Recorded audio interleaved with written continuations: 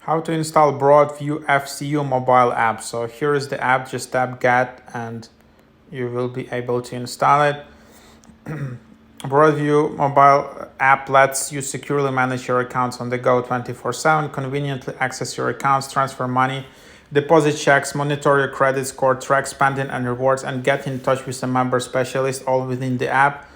Use this app to review balance and activity in your accounts, schedule or edit bill payments and transfers, get access to your credit score for free, open an account or apply for a loan, locate ATMs and Broadview FCU branches, deposit checks directly from your phone, track and redeem your rewards, set up account alerts. So yeah, here you just have that, and then you can just get started here. You need to verify that you're a human, and then you can log in or you can tap to register a new account from here. Register individual account or business account, then you need to agree. And then in the bottom right, there is a support box where you can just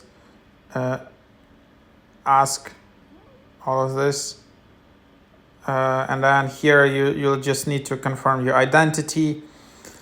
So here you need to have your member number already. So I'm not exactly sure that you can create a completely new account from here. I think you just need to already contact them before, either in a physical location or via phone, and then you will be able to continue in the app. So yeah, there you have it.